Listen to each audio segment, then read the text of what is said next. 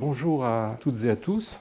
Alors j'ai eu l'occasion l'an dernier de vous présenter des textes scolaires grecs du monastère d'Épiphane et je vous propose aujourd'hui de rester dans ce qu'on appelle la montagne thébaine. Vous voyez pourquoi on l'appelle montagne thébaine, donc sur la rive ouest de Thèbes, enfin de Luxor maintenant, qui est une zone probablement en Égypte, celle qui a laissé, disons, la plus importante documentation scolaire en langue copte. Alors, truffée d'ermitages et de monastères à une époque où l'enseignement est justement dispensé par des moines, surtout quand il s'agit du copte, eh bien, on ne s'étonnera pas qu'elle ait livré autant d'exercices scolaires.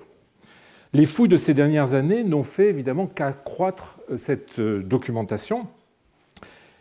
Et c'est cette dernière que j'aimerais étudier avec vous aujourd'hui pour mieux comprendre comment s'organiser l'enseignement de l'écriture et de la langue copte. Alors avant de nous plonger dans les exercices scolaires, nous devons nous demander si d'autres types de témoignages écrits sont susceptibles de jeter quelques lumières sur l'enseignement primaire en copte. Je pense évidemment à des lettres ou des contrats relatifs à des cours de copte. Alors nous avions examiné l'an dernier, je ne sais pas si vous en souvenez, une lettre retrouvée au monastère d'Épiphane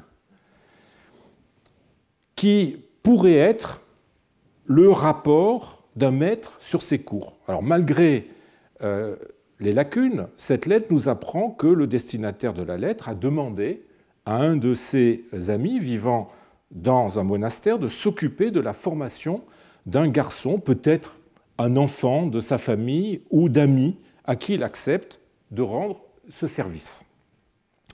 Mais nous avions vu que ces conclusions étaient rendues fragiles par l'état fragmentaire du texte.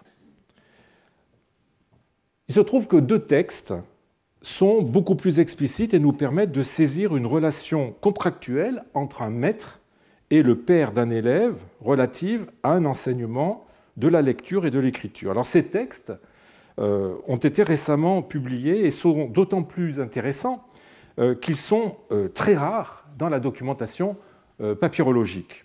Il s'agit de deux ostracas thébains du 7e, 8e siècle, donnés par Jean-Jacques Ampère, le fils du célèbre physicien, lui-même fameux historien, qui fut, comme son père, professeur au Collège de France, titulaire de la chaire de littérature française. Alors, Jean-Jacques Ampère est parti en Égypte en 1844, où il visita tous les monuments jusqu'à la deuxième cataracte du Nil.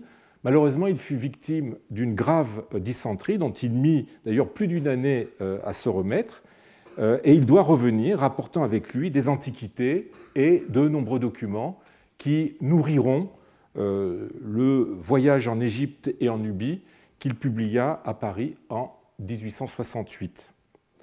Alors les deux ostracas qui m'intéressent aujourd'hui comptent parmi les antiquités dont il fit don au cabinet des médailles de la Bibliothèque nationale de France, appelé aujourd'hui le département des médailles de la Bibliothèque nationale, le département des monnaies, médailles et antiques. Alors, ces deux textes ont été rapidement édités par Wilhelm Spiegelberg dans son compte-rendu des Coptic Ostracas de Crum en 1903, et ils ont été réédités avec un commentaire approfondi par Anne Boudor en 2016, dont je reproduis ici l'édition. Alors, regardons-les de plus près. En voici la traduction, vous verrez qu'il y a un certain nombre d'obscurités que j'essaierai de résoudre ou d'éclairer plus tard. Moi, Patermouté, fils de Pétros, donc Pierre, je sais et je déclare par Dieu qu'Isaac, le prêtre, a promis à Phéou un trimésion. Un trimésion, c'est un tiers de sou d'or. En disant « Si tu apprends à mon fils à écrire et à lire, je te le donnerai. Ensuite, je déclare qu'il a appris à lire avant qu'il le prenne chez lui et qu'il a écrit de sa propre main. Moi, Patermouté, je certifie cette hypobolé, je reviendrai sur le sens de ce mot. Et ensuite, quelqu'un d'autre a rajouté, moi, Aaron, fils d'Isaac, qu'il envoyait chercher, j'ai rédigé ce tesson et je suis témoin. Passons au deuxième texte. Moi, Sansno, le fils du prêtre Daniel, moine, je déclare que je suis témoin qu'Isaac, le prêtre, a promis à Féou le Sarro. Alors là, on a un mot très difficile à traduire, qui correspond à une fonction assez vague sur laquelle Anne Boudor avait eu l'occasion de nous entretenir dans un séminaire, dans une séance de mon séminaire l'an dernier. Entre autres traductions possibles, on pourrait utiliser le terme français d'assistant. Donc, je suis témoin qu'Isaac le prêtre a promis à Féou le Sarro un trimésion en disant « Si tu apprends à mon fils à écrire et à lire, je te le donnerai, et aussi qu'il a appris à lire avant qu'il le prenne chez lui. Moi, Sansno, je certifie cette hypobolé. » Alors, le mot hypobolé, qui est un mot grec, doit signifier ici déclaration. Dans les papyrus grecs de l'époque byzantine, il prend le sens de dénonciation, mais une dénonciation, ce n'est ni plus ni moins qu'une espèce de déclaration d'un dommage subi. Alors, deux personnes, Patermouté et Sansno, apportent, comme vous le voyez, leur témoignage sur le fait qu'Isaac a engagé Féou pour apprendre à écrire et à lire à son fils.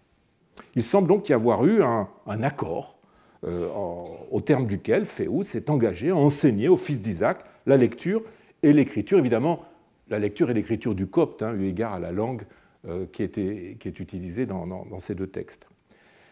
Alors, si Patermouté et Sansno apportent leur témoignage, c'est qu'il y a manifestement un litige. Ce litige n'est pas très clair du fait de la difficulté de savoir à qui les pronoms personnels qui sont utilisés dans ce texte se rapportent. Alors, plusieurs interprétations sont possibles. Commençons par une interprétation. Alors, je vais prendre le deuxième texte. Moi, Sansno, le fils du prêtre Daniel, moine, je déclare que je suis témoin qu'Isaac, le prêtre, a promis à Féou le Sarro un trimésion en disant « Si tu apprends à mon fils à écrire à lire, je te le donnerai. » Et aussi, et là je vais remplacer les pronoms par des noms qui soient plus clairs, et aussi que le fils a appris à lire avant que le maître le prenne chez lui. Moi, Sansno, je certifie cette hypobolé. Donc, alors, dans ce cas de figure, le fils d'Isaac aurait appris à lire et à écrire avant de commencer les cours avec Féou. Peut-être parce que le père avait trouvé un maître moins cher ailleurs, on ne sait pas. Il en résulterait en tout cas que le père cherche ainsi à rompre l'accord et de ne pas payer à Féou le salaire sur lequel il s'était accordé. Nous voilà dans une situation qui est évoquée par exemple par le célèbre rhéteur Libanios au IVe siècle, qui était aussi un grand professeur de rhétorique, qui avait beaucoup d'élèves, et qui se plaint fréquemment des parents qui ne veulent pas payer son salaire ou qui cherchent tous les prétextes pour le réduire. Mais apprendre à lire et à écrire est un processus qui prend du temps. Et il serait étonnant que le fils d'Isaac ait pu acquérir ces compétences en si peu de temps et qu'il n'ait plus besoin des cours de Féou au moment où celui-ci devait commencer son enseignement. Du coup, on peut être amené à proposer une autre interprétation. Alors, je reprends le deuxième texte. Moi, Sansno, le fils du prêtre Daniel moine, je déclare que je suis témoin qu'Isaac, le prêtre, a promis à Féou le Sarro un trimésion en disant « Si tu apprends à mon fils à écrire et à lire, je te le donnerai, et aussi que le fils, donc je suis témoin que le fils a appris à lire avant que le père ne le reprenne chez lui. Moi, Sansno, je certifie cette hypobolé. » Et dans ce cas-là, eh bien, le litige viendrait de ce que l'enfant aurait appris à lire et à écrire plus vite que prévu et que le père, récupérant l'enfant, aurait souhaité réduire en conséquence le salaire. Cela devait constituer une violation de l'accord, car nous savons par d'autres contrats d'apprentissage livrés par la documentation papyrologique que si la période de formation se termine plus tôt, eh bien, le salaire n'en devait pas moins être versé intégralement à ce moment-là. Voici certaines clauses d'un contrat d'apprentissage de la tachygraphie, de la scénographie. Cet apprentissage est prévu pour une période de 2 ans, jours de fête non compris, à compter du présent mois de Famenot de la 18e année du règne de notre Seigneur Antonin César, et au tarif de 120 drachmes d'argent dont nous sommes convenus. De cette somme, tu as reçu le premier versement de 40 drachmes, le deuxième versement de 40 drachmes te sera versé lorsque le garçon aura assimilé le contenu de l'ensemble du manuel de tachygraphie. Le troisième versement de 40 drachmes restantes te sera versé à la fin de la période où le garçon écrira et lira sans faute tous les types de prose. Si tu achèves sa formation dans ce délai, je n'attendrai pas la fin de l'apprentissage prévu pour te payer toute la somme.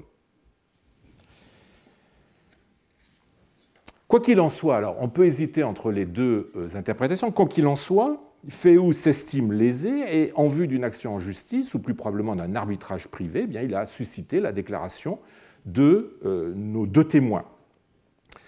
Il se trouve que après le deuxième texte, eh bien, il y a un texte ici, vous ne le voyez peut-être pas, ou peut-être que vous devinez des ombres, des traces de lettres. Il y a effectivement un deuxième texte très, très effacé. Et ce deuxième texte nous apprend que Féou a mandé un diacre auprès d'Isaac pour lui demander de revenir sur sa décision de ne pas le payer ou de ne pas lui payer la somme initialement prévue. Alors, je vous lis le texte. Moi, le nom est complètement effacé. Le diacre, j'atteste que Féou m'a envoyé à toi quand tu as changé d'avis pour dire « et l'obligeance de me payer mon salaire ». Alors, grâce au différend qui surgit entre Isaac et Féou, eh bien, nous avons le seul témoignage d'une relation contractuelle concernant un enseignement du premier degré en copte entre un maître et le parent de son futur élève. Alors, au-delà de la contestation, finalement très anecdotique, ces 2 ostracas nous apportent des informations de premier ordre. Alors, tout d'abord, nous constatons, comme nous l'avions vu il y a 2 ans pour l'enseignement grec, nous constatons que les parents sont amenés à se tourner vers des précepteurs, le mot grec est katagétes, des précepteurs privés qu'ils engagent contre rémunération. Alors ici, cette rémunération est d'1 tiers de sous. Alors comment, évidemment, évaluer cette somme en termes de pouvoir d'achat? Elle équivaut au prix d'un livre non relié. On a des documents qui attestent du prix des livres, et un livre non relié fait à peu près aussi 1 tiers de sous d'or, de solidus. Ce qui, vu le prix des livres à l'époque, n'est pas peu. Alors Roger Bagnall, qui s'est intéressé justement au premier livre chrétien il y a quelques années, a avancé la comparaison suivante. 1 tiers de sous équivaudrait à $1000 pour quelqu'un qui en gagnerait 35 000 par an. Alors on peut dire aussi qu'1 tiers de sous correspond à la totalité de l'impôt par tête que payaient les gens à la même époque. Alors il est vrai que nous ne connaissons pas la durée de l'enseignement que Féou dispense au fils d'Isaac, mais il est probable qu'elle n'ait pas excédé 1 an. Enfin, vous voyez que ce n'est quand même pas une petite somme. Alors une autre information livrée par ces 2 ostracas, cette fois-ci sur le contenu même de l'enseignement et la façon dont il s'organisait. Cette information se décèle dans une expression qui est utilisée dans ces 2 textes. Il y est question d'apprendre à écrire et à lire. Alors en copte, Esraï et Hosh. À écrire et à lire, et non pas à lire et à écrire. L'ordre des mots n'est pas dû au hasard. Non seulement on les retrouve dans d'autres textes grecs, comme s'il s'agissait d'un syntagme canonique, comme en français on dit lire et écrire, on ne dit jamais écrire et lire, mais surtout il correspond à une réalité de la pédagogie antique dont j'avais eu l'occasion de vous entretenir il y a 2 ans. Les exercices pour apprendre à écrire semblent en effet avoir précédé le stade d'initiation à la lecture qui se faisait par la méthode syllabique. J'aurai l'occasion d'y revenir. C'est même un phénomène, semble-t-il, qui se renforce à l'époque byzantine. Alors voilà qui explique qu'on ait pu donner à écrire à de jeunes élèves des textes aussi compliqués qu'Homère. Vous en avez un exemple ici, un exemple de l'Odyssée, écrit dans une écriture qui ne laisse pas de doute sur le fait qu'on ait affaire à un élève qui vraiment commence à écrire. Homère, qu'ils étaient évidemment ces élèves débutants très loin de pouvoir lire et comprendre, évidemment, tout cela peut choquer nos conceptions pédagogiques modernes. Mais je vous avais dit que cet ordre était pour une part justifié par le système graphique en vigueur à l'époque, celui de ce qu'on appelle la scriptio continua, l'écriture continue, autrement dit, l'écriture sans espace entre les mots et sans ponctuation entre les phrases. Cela empêche. Essayez de lire un texte sans majuscule, sans espace, sans ponctuation, vous verrez que ce n'est pas si simple. Et cela empêche de pouvoir identifier les mots d'un seul regard et, avant d'avoir reçu une formation suffisante en grammaire et en littérature, de pouvoir naviguer dans le texte. D'où l'importance de ce que les Grecs appellent l'anagnosis, c'est-à-dire la lecture à haute voix pour apprendre à lire. L'obstacle de l'écriture continue, insurmontable pour un débutant, repousse nécessairement le moment où la lecture peut être abordée et l'oblige à passer plus de temps à essayer de maîtriser l'écriture à partir de modèles écrits, recopiés lettre par lettre.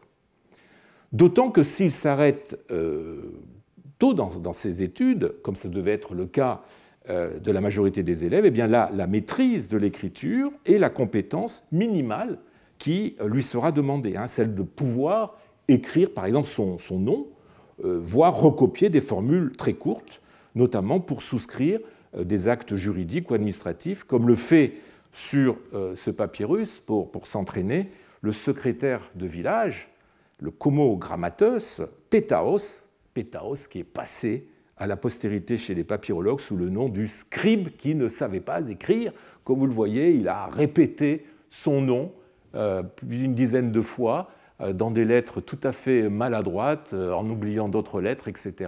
Et on voit qu'on a affaire à quelqu'un qui domine quasiment pas l'écriture, et pourtant, il est officiellement scribe de son village. Alors, les ostracas que je viens de vous montrer sont des cas à part. Nous n'avons pas d'autres documents qui nous permettent de documenter précisément un enseignement de copte, à l'exception des exercices scolaires eux-mêmes. Exercices qui, s'ils nous montrent des élèves en train de peiner ou des maîtres en train de rédiger des modèles, ont cependant l'inconvénient de ne pas nous livrer de données historiques sur l'identité, sur le profil des uns et des autres. Leur nom, leur âge, leur milieu, voire parfois leur langue native. Tout cela, ce sont des informations que ce type de documentation ne donne pas immédiatement. Il faut donc analyser ces textes de près, les mettre en série pour les faire parler. Pour ce faire, j'ai choisi de vous emmener dans un autre monastère, le monastère de Der el-Bahrit. Der el-Bahrit, ou comme l'écrivent les Allemands qui ont fouillé ce monastère, Bachit, mot qui dérive peut-être du copte Bachet, qui veut dire le nord, ou de l'arabe Bahrit, qui veut dire la chance. Ce monastère était appelé dans l'Antiquité le monastère de Saint-Paul. Il est sur la rive ouest de Thèbes, près du monastère d'Épiphane et du Grand Feuillamont, dont j'ai eu l'occasion de vous parler l'an dernier. Alors, ce monastère est de type cénobitique, du fait de sa taille. C'est un des plus grands de la région. Vous voyez un plan qui a été dressé il y a quelques années par les archéologues allemands. Et ici, voilà une vue de cellules avec des lits qui sont aménagés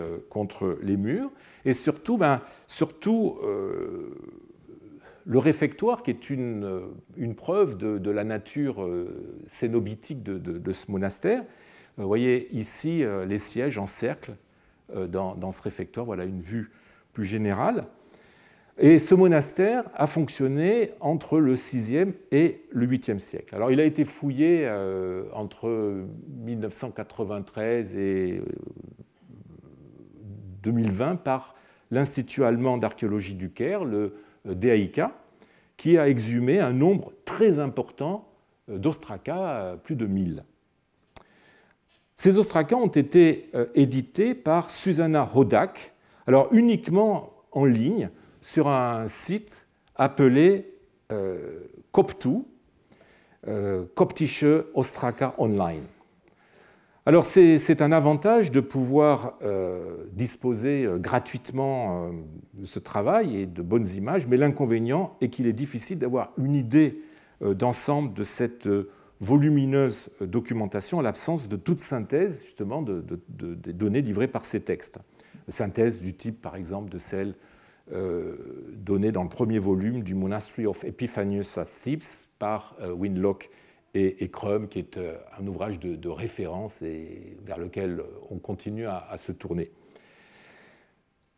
Alors, les quelques articles qui ont été publiés sur ces ostracas d'El Khelbarit, dont vous avez quelques exemples à l'écran, ne pallient pas complètement ces lacunes. Alors, ces ostracas se répartissent en deux ensembles, ceux que les fouilleurs appellent les hauts bachites ou bachites, qui ont été retrouvés dans le monastère lui-même, sur le sommet de la colline Drabul Naga, et un autre ensemble appelé hauts Dan coptes, Dan pour Drabul al-Naga, qui ont été retrouvés dans les annexes du monastère principal, donc du Der el-Bachit, installé en contrebas du monastère dans la double tombe pharaonique K93, 11 et 12. La phase de construction initiale de la tombe peut être datée du tout début de la 18e dynastie, du règne d'Amenhotep Ier, et à la fin de la 20e dynastie, la tombe a été remployée et partiellement reconfigurée par le grand prêtre d'Amon, Ramsès-Nart. Et plus tard encore, au cours de la 22e et 26e dynastie, les deux cours extérieures de la tombe ont été réutilisés comme lieu de sépulture. Et lorsque le secteur fut occupé par les moines, en liaison avec le monastère principal plus haut, eh bien, divers aménagements ont été réalisés à l'intérieur des deux cours de la tombe, et notamment, ils y ont installé des fours. Alors, sur les 1000 ostracas retrouvés, plus de 150 sont d'une façon ou d'une autre liés à l'enseignement, ce qui constitue évidemment un pourcentage important, et cela a conduit les fouilleurs à conclure qu'une école avait été installée dans l'annexe du monastère, peut-être dans une des cours extérieures de la tombe de Ramsès-Nart. Cela fait penser peut-être, si vous vous souvenez, à la situation qui prévalait au monastère d'Épiphane, où les documents scolaires ont été retrouvés dans la cellule A et la cellule B, construites elles aussi en réutilisant deux tombes pharaoniques, à proximité du monastère, ou de la Laure. Alors, a-t-on cherché à éloigner des bâtiments principaux les classes qui, on l'a vu, pouvaient troubler, enfin les cours qui pouvaient troubler la tranquillité, le recueillement nécessaire à la vie monastique? C'est une possibilité. Mais malgré tout, on peut aussi contester l'idée que l'enseignement n'a eu lieu que dans cette annexe du monastère. Je constate en effet que dans le monastère lui-même ont été retrouvés une centaine de textes scolaires, ce qui est finalement un nombre plus élevé que ceux qui ont été trouvés dans l'annexe. Donc on pourrait imaginer, on pourrait en conclure qu'il y a eu un enseignement dans les deux endroits, dans le monastère lui-même et dans son annexe. Quoi qu'il en soit, c'est la plus volumineuse documentation scolaire trouvée sur la rive ouest de Thèbes, ce qui s'explique évidemment par le fait que c'est le monastère le plus important en volume de la région. Alors examinons cette documentation scolaire.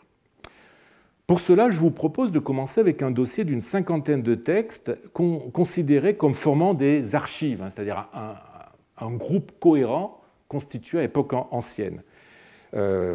Donc constituées comme formant des archives par l'éditrice elle-même, hein, Susanna Hodak, et ayant pour protagoniste un certain Shénéthom. Alors Shénéthom, c'est un nom égyptien qui est typique de cette région, puisqu'il y a eu un martyr à Luxor qui portait ce nom, et il y a eu donc, à la suite de son martyr, une mode pour ce nom de Shénéthom. Alors, le protagoniste, je vous dis, de ces ostrakas serait un certain Shénéthom qui aurait suivi un enseignement élémentaire dans une des cours de l'annexe du monastère. Il nous a laissé 2 textes qui permettent de l'identifier en tant qu'élève, qui constituent, je trouve, des témoignages, vous verrez, assez émouvants de sa scolarité. Alors, le premier, je vous donne la traduction. « Moi, Shénéthom, c'est moi qui écris de ma propre main, comme tu m'as dit de faire. » Alors là, il y a quelque chose qui est assez embêtant à traduire en copte. J'ai fait ta joie en toutes choses.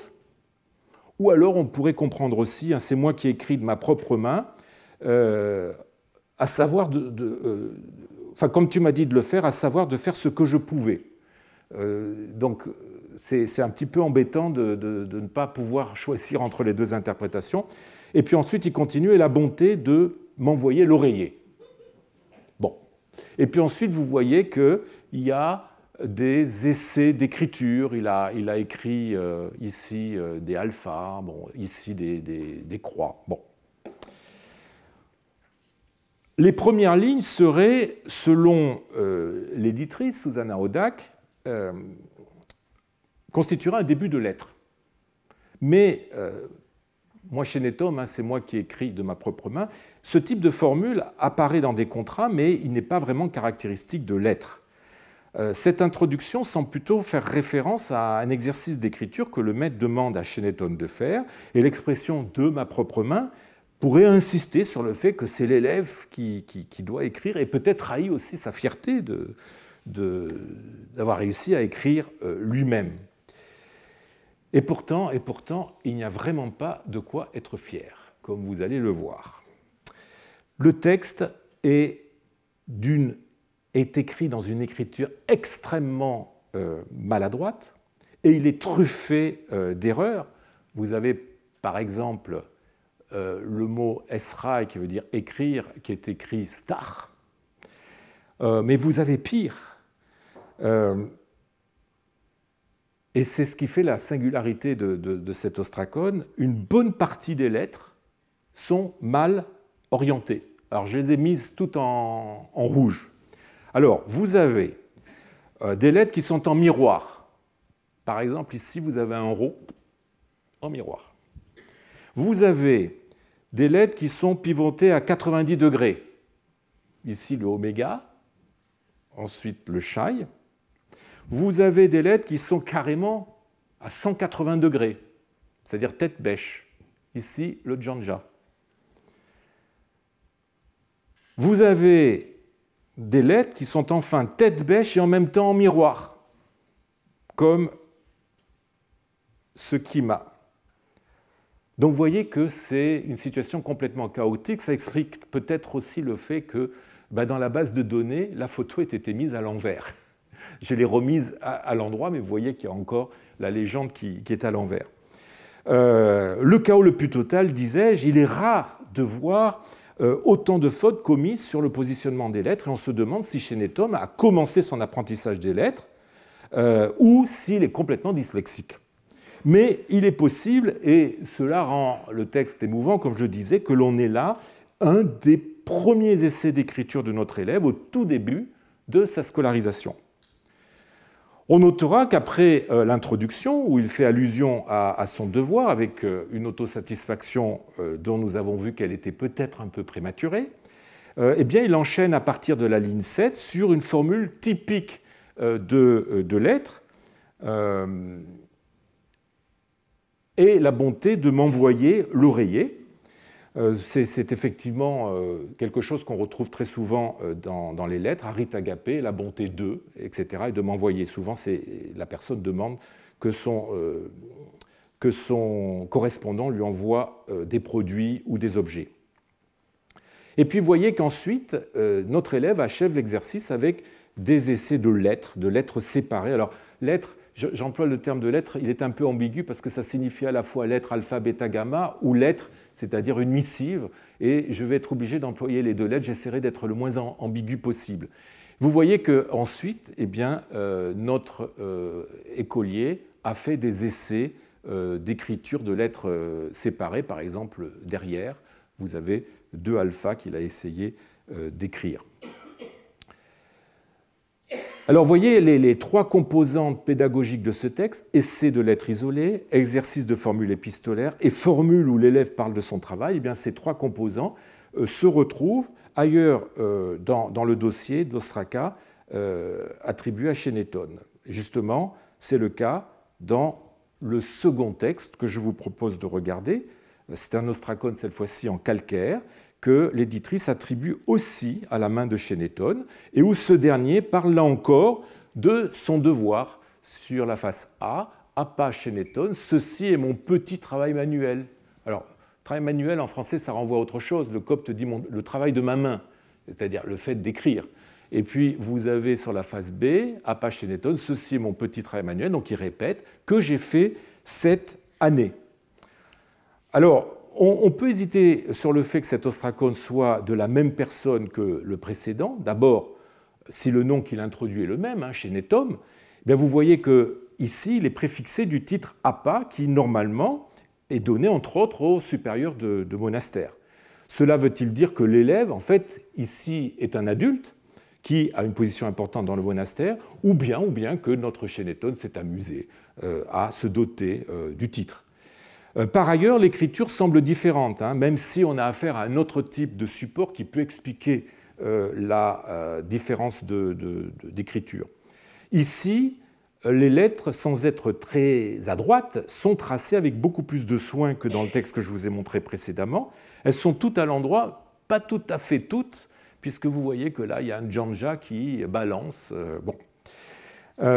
Et même ici, j'ai l'impression, alors l'éditrice Susanna Hodak avait lu Shenet et puis 2 marques d'abréviation, mais je ne pense pas que ce soit des marques d'abréviation, je pense que c'est un oméga qui est ici tout simplement à 90 degrés et ici un mu.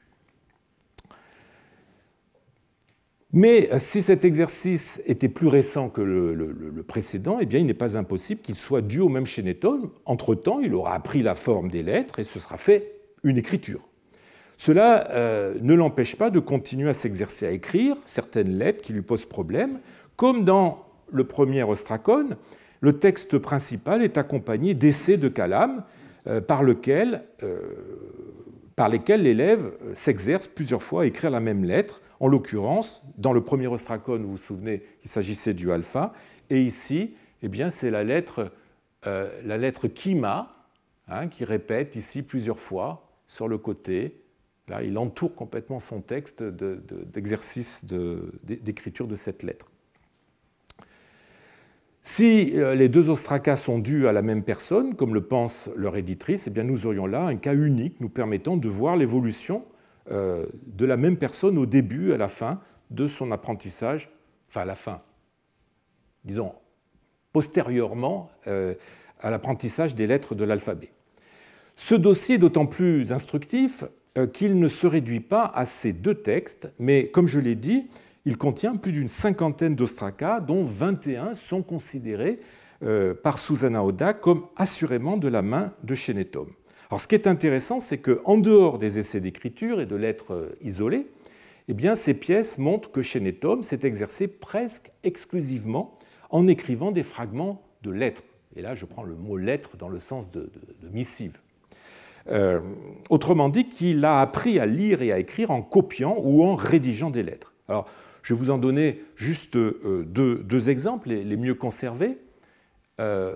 Ici, moi, Shenetone, j'écris à mon père ces vers, ces Weros, comme Dieu en toute chose, et on n'a pas la fin du texte. Alors, vous noterez peut-être la forme assez étrange de la lettre copte Ori, qui est identique à celle du premier texte, vous voyez, et aussi celle du second, celui sur l'ostracone calcaire que je viens de vous montrer.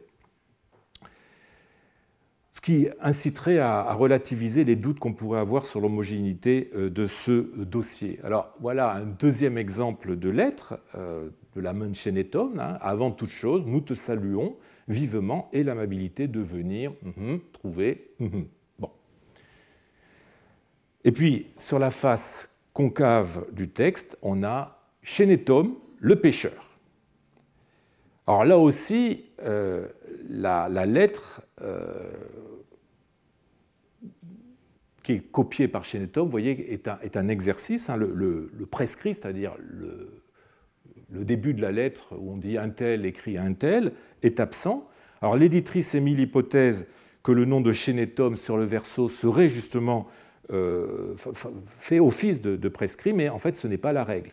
De plus, que Shenetom soit le rédacteur de la lettre va à l'encontre de la première personne du pluriel que l'on trouve à la ligne 3, nous te saluons. On a donc un exercice dans lequel Shenetom a copié ou rédigé des fragments de lettres. Et il a écrit dans un second temps, sur l'autre face de l'ostracone, son nom. Alors, je m'arrêterai là sur le dossier de Shenetom. Comme vous voyez, son intérêt est double. Il nous montre les tout débuts de l'apprentissage de l'écriture d'un individu qu'on aura rarement saisi de façon aussi lumineusement suggestive, avec peut-être, vous avez vu, ses progrès. Il montre surtout que cet apprentissage s'est fait exclusivement à partir non de textes littéraires, qu'ils soient profanes ou bibliques, mais de textes épistolaires et des lettres de la vie de tous les jours. La prégnance du genre épistolaire dans l'enseignement copte, aussi bien pour les exercices de copie que de composition, est illustrée par d'autres ostracas de ce même monastère, du monastère de Der el-Barit. Je vous en montre juste les exemples les mieux conservés. Par exemple, là, vous avez un début de lettre. Avant toute chose, c'est le tout début d'une lettre. Les lettres en copte, ça commence quasiment toujours par avant toute chose. Avant toute chose, je te salue, j'espère que tu es en bonne santé, etc. Puis après, on passe au sujet de la lettre. Et puis, vous voyez que ça s'arrête tout de suite. Toi, concentre-toi en toute chose, travaille dur en toute chose, travaille dur en toute chose. Vous voyez qu'on a effectivement ici un exercice qui est suivi par des sentences qui pourraient d'ailleurs très bien s'adresser à des élèves. Ça pourrait très bien être la voix du maître qui dit à ses élèves « concentre-toi en toute chose, travaille dur en toute chose ». Et ce travail dur en toute chose, d'ailleurs, rappelle à une prescription que l'on trouve dans beaucoup de documents scolaires grecs, qui est philoponei, qui veut dire à peu près la même chose, aime l'effort, travaille dur, etc. Et donc on a ici un parallélisme avec la documentation grecque, et je vous ai mis pour l'illustrer un petit ostracone en albâtre qui vient de Périgueux et qui porte une sentence de Ménandre, et dessous, eh bien, le maître, ça devait être une espèce d'exercice à recopier, le maître a écrit philoponei, travaille dur, aime l'effort. Autre exemple de lettre de Der el-Barit, nous te saluons vivement. Et alors là, pareil, nous te saluons vivement, c'est une expression épistolaire. Et puis après, on passe à autre chose. À cause de Dieu, cache-toi ou couvre-toi, aie peur devant les hommes. Là, on a des maximes. Ici, on a vraiment le tout début d'une lettre, très mal écrite, chatemen, et on attend quelque chose comme robe ou pechadje. Avant toute chose. C'est toujours ce début des lettres en copte. Là, ici, vous avez une formule de salutation épistolaire sans rien d'autre, dans une écriture de débutant, et je salue ma chère mère et tous mes frères. Moi, on attend le nom propre, mais il n'y a rien après. Bon. Et puis, je termine avec cette lettre, en fait, qui est une série de noms. Moi, Pacom, et puis vous avez moi avec Petros, etc., Démétrios, Daniel, etc. Donc, que des noms. Et puis, brutalement, on a la formule de conclusion d'une lettre typique en copte, qui est « Je te salue dans le Seigneur ». Ruchai Rempechoes. Bon.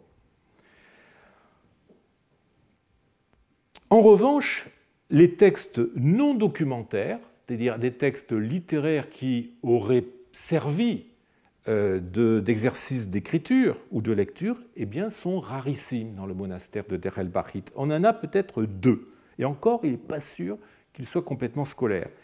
Celui-ci, qui est une citation de Jean Chrysostome. Vous voyez Jean de Constantinople, c'est-à-dire c'est le célèbre Jean Chrysostome, et vous avez une citation qui est une citation très misogyne. Il est question de chasser les femmes quand elles commettent l'adultère. Bon.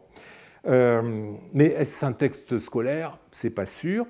Et vous avez un deuxième texte, alors là, qui a plus de chances d'être scolaire. Il s'agit d'une série de versets de psaumes différents. Vous avez le psaume 70, 35, 44, 18, 44, 150, 171. Mais on a choisi juste des versets où il y avait le mot dikaiosune, c'est-à-dire justice. Donc vous voyez que là, on a très certainement un exercice scolaire qui passe à travers la fréquentation des psaumes.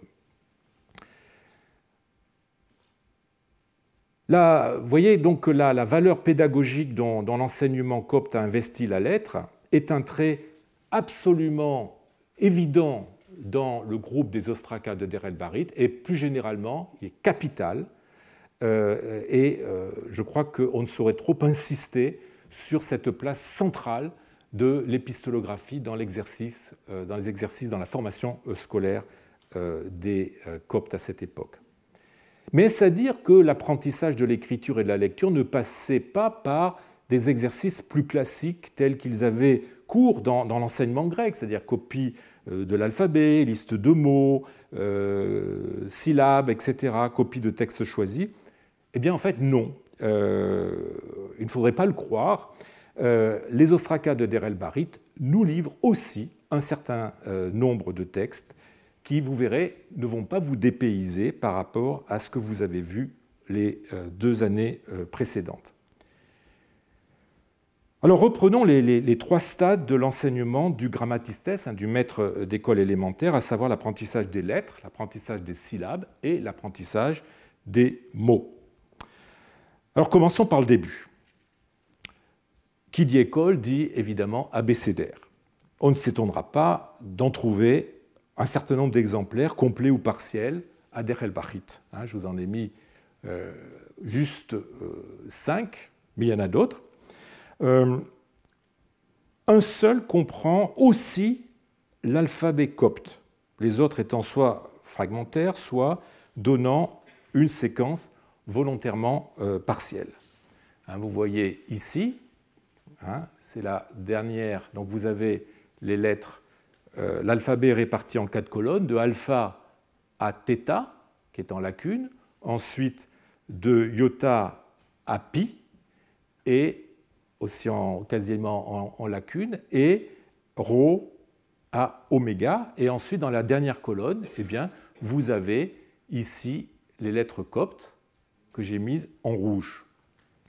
On notera que ces lettres ne suivent pas l'ordre adopté aujourd'hui dans les grammaires et les dictionnaires. L'ordre des grammaires et des dictionnaires, c'est Shai, Fai, Ori, Janja, Kima, Ti. Et là, vous voyez que c'est le contraire, c'est-à-dire que le Kima est juste après le Ori. C'est-à-dire c'est le contraire de l'ordre que nous adoptons aujourd'hui. Et pourtant, l'ordre de notre ostracon est celui qui est très majoritairement suivi dans les autres exercices scolaires de l'Antiquité. Et je vous ai fait une liste ici, et je ne l'illustrerai que par un seul exemple, que vous connaissez bien maintenant, puisqu'il s'agit toujours de notre tablette de la Bibliothèque nationale de France, où vous voyez effectivement que l'ordre des lettres coptes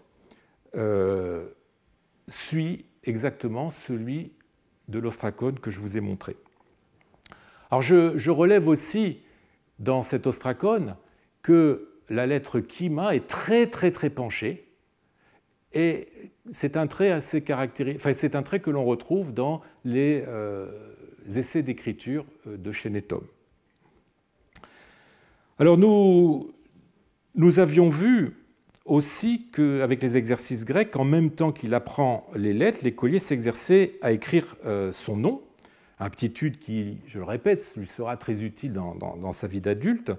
C'est ce que nous avons avec cet ostracon, où il a d'abord écrit son nom Théodore, et ensuite il a commencé à écrire l'alphabet avec aussi les lettres à valeur numérale. La connaissance, évidemment, des chiffres était, elle aussi, capitale dans la vie d'un individu. En plus de copier l'alphabet, l'élève était amené à s'exercer à écrire des lettres isolées, et le monastère de Saint-Paul a livré un très grand nombre de ces exercices. Alors, je ne vais pas les passer, enfin, je vais vite vous les montrer, vous voyez. Ici, c'est des kappa, mu. Là, il y a un nom, mais autrement, ce sont des lettres isolées. Là, c'est shai. Shai, c'est une lettre que l'on retrouve souvent dans les exercices d'écriture. Là, ce sont des eta. Ici, ce sont des lambda. Ici, ce sont des ori. Je pourrais vous en montrer d'autres. Bon. La plupart de ces exercices sont écrits dans une écriture très malhabile, comme on s'y attend d'un débutant. Mais certains sont mieux écrits et ne s'inscrivent pas à proprement parler dans la phase d'apprentissage des lettres. Même lorsqu'il maîtrise son alphabet et la forme des lettres, l'élève est amené à se délier la main en copiant des séries de lettres, comme un pianiste qui expérimentait et qui continue tout au long de sa vie de faire des gammes. Ce pourrait être le cas de ce très curieux ostracone. Une personne a écrit la fin d'une lettre dans une écriture relativement maîtrisée, à ceci près qu'elle mêle des... Vous voyez, ce mu ici est en capitale et celui-ci est en cursive. Enfin, ce n'est pas très grave. Alors, on reconnaît à la fin la formule typique d'une conclusion de lettres coptes, je salue dans le Seigneur. Et ensuite, notre élève a enchaîné sur un début de lettre. C'est moi, Cosmas, qui salue tous mes saints-pères, sauf qu'en copte, on devrait dire c'est moi, Cosmas, qui écrit et qui salue. Ça, c'est la formule canonique d'une lettre copte. Il s'agit donc d'un exercice, vous voyez, de rédaction épistolaire, comme on l'a vu faire avec Chénétum, sauf qu'ici, l'écriture est beaucoup plus ferme. Mais ce n'est pas tout. Le même élève a retourné l'ostracone et a écrit à nouveau un début de lettre. Ici, c'est moi, Cosmas, qui écrit, cette fois-ci, il a bien mis le verbe écrire, qui écrit et qui salue mon frère, mon saint frère. Et il a écrit un alphabet, ici, tout ça dans l'interligne. Il a écrit un alphabet et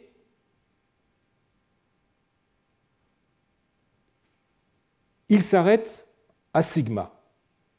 Et enfin, dans les rares parties qui sont laissées vierges, il s'est exercé à écrire des lettres isolées de façon répétitive, par exemple alpha, alpha, alpha, alpha, alpha, etc.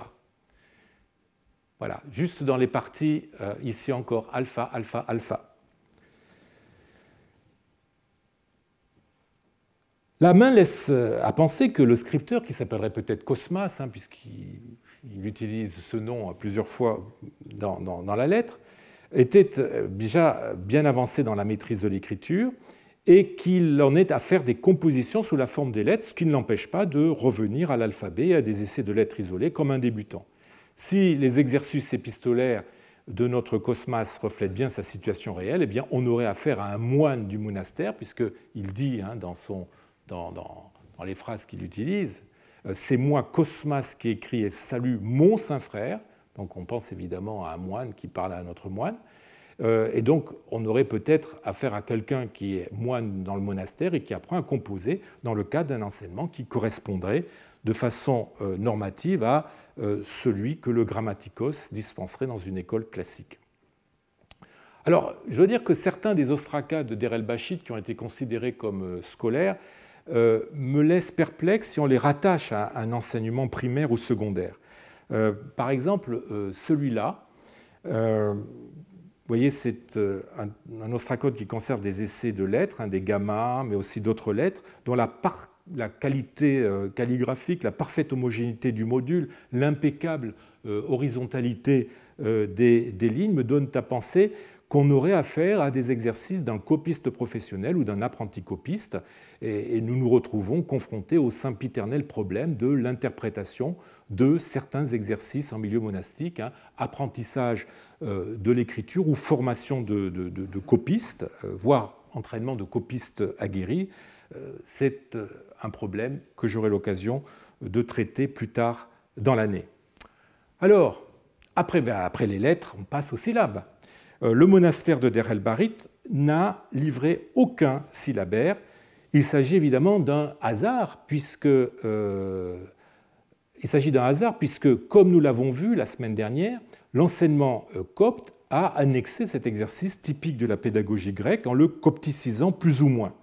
Alors, d'autres établissements monastiques similaires à celui de Der el-Barit ont laissé des témoignages de cet exercice. Alors, outre le syllabaire non copticisé de la tombe de Beni Hassan, qui a servi d'habitation à une communauté d'ascètes, le monastère de Der el-Gizaz, que vous voyez sur la carte ici, nous a transmis un des meilleurs exemples de syllabaire, incluant des lettres coptes. C'est un des syllabaires les plus complexes qui nous soit parvenu, puisqu'il comprend des séries de syllabes trilitères constituées de deux façons différentes. Vous avez une lettre copte, puis ensuite alpha, et une lettre de l'alphabet grec à tour de rôle, alpha, bêta, gamma, delta, etc. Et puis le contraire, c'est-à-dire une lettre de l'alphabet grec à tour de rôle, puis alpha, et une lettre copte. Et puis vous avez une série de syllabes quadrilitères qui sont constituées d'une lettre copte, puis ensuite une des lettres de l'alphabet grec à tour de rôle, ensuite alpha, et ensuite la même lettre copte qu'au début. Alors la seconde série est intéressante. Elle se démarque des exercices parallèles en grec. Le nombre de syllabaires quadrilitères en grec est rare, et surtout, ceux qu'on a sont faussement quadrilitères. En fait, il s'agit de syllabaires trilitères du type bab, beb, bib, etc., qui sont élargis par l'insertion d'une liquide, c'est-à-dire d'un rho ou d'un lambda, brab, breb, brib, etc., afin d'aboutir à des séquences correspondant à ce qui est possible en grec. Breu ou bleu, c'est quelque chose qui est plausible dans la langue grecque.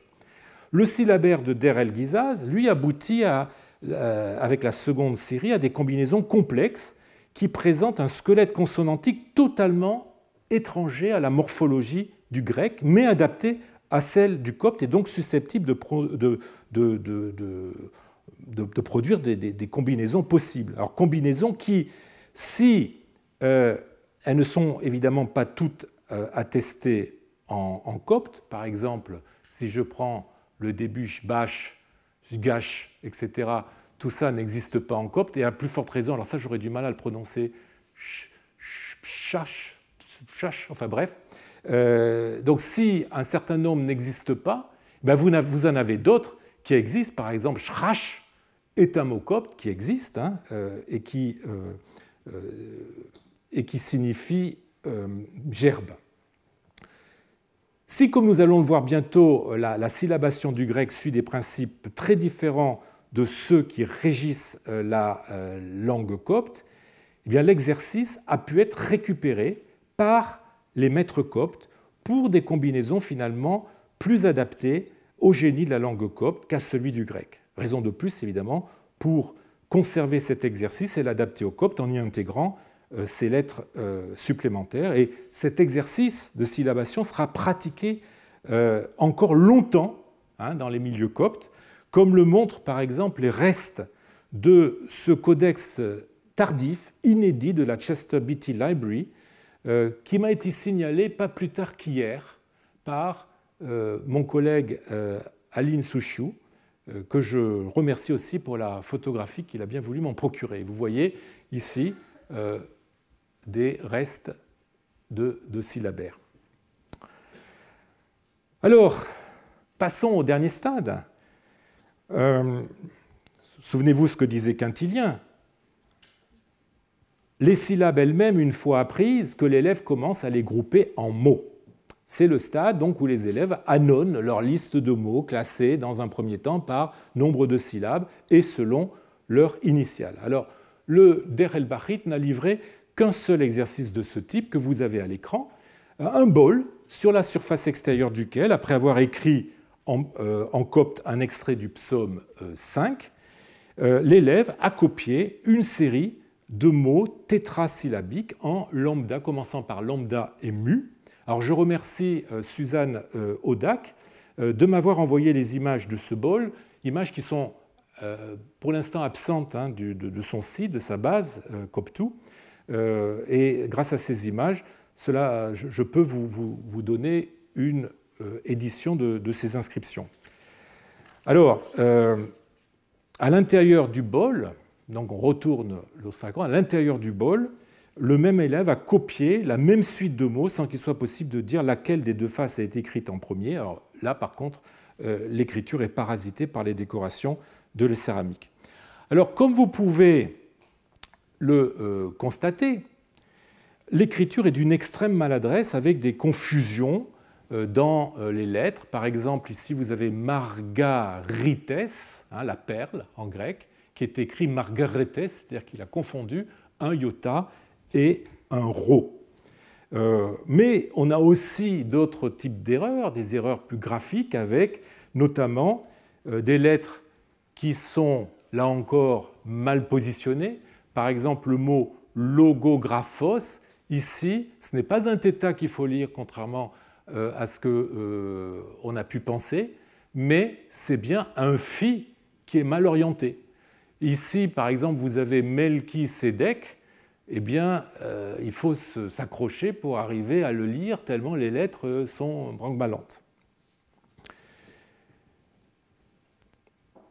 Alors, on a dans ce texte quasiment, tous les mots de cette liste sont grecs, soit des noms communs, comme logographos, qui veut dire logographe, historien, marturion, martyr, margarites, perle, peut-être Makarios, bienheureux, mais Makarios est aussi un nom propre, donc je ne sais pas dans quelle catégorie le classer. Donc, soit des noms communs, soit des noms propres. Vous avez Laodicus, de la Odyssée, Léonides, Libérios, qui est à l'origine un nom latin passé en grec, Makarios, Melchisédek, Mathusalem et Markianos. Alors, la coloration de ces noms est, comme on s'y attend, eu égard au contexte de provenance, c'est évidemment très fortement chrétienne. Les noms communs renvoient directement à des notions chrétiennes, marturion, le martyr, Makarios, bienheureux, ou sont présents dans les évangiles. Margarites, la perle, est présente, ou aussi chez les pères de l'Église. Par exemple, logographos se retrouve chez les pères de l'Église, souvent d'ailleurs pris en mauvaise part. Les noms propres viennent de l'Ancien Testament, Melchisédek, Mathusalem, ou du Nouveau. Laodicus, par exemple, de l'Odyssée, est employé par Paul dans son épître aux Colossiens.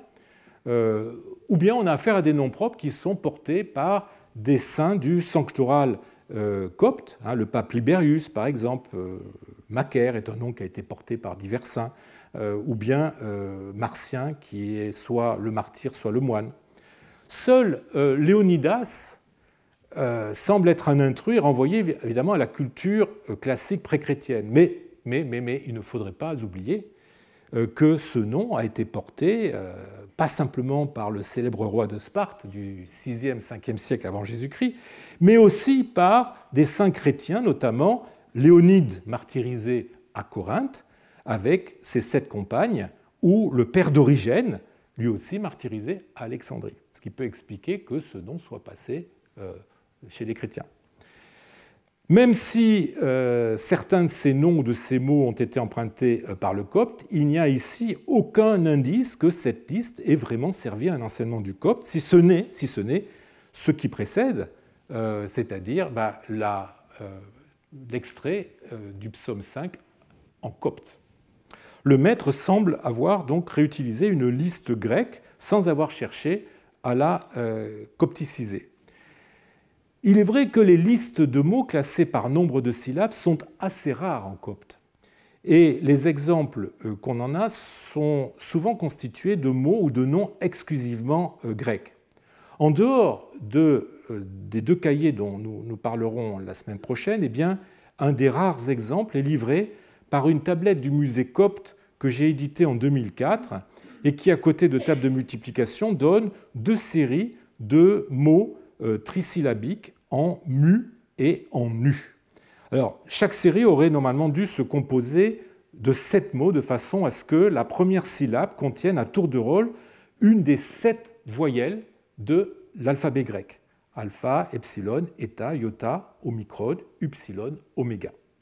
Mais ici, le alpha est dupliqué et il manque le iota.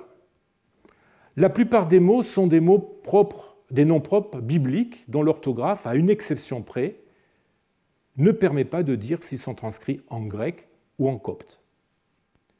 Quant aux autres, ce sont des noms communs qui sont empruntés au grec, Marmaron, le marbre, Monakos, le moine, Mécané, c'est la saké, cette roue qui permet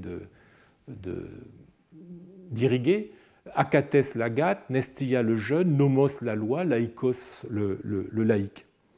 Et ce sont des mots qui sont bien attestés dans des documents, mais aussi dans des textes coptes, et notamment dans les traductions coptes de la Bible. Akates, l'agate, est un mot qui a été remployé directement dans la traduction copte de la Bible.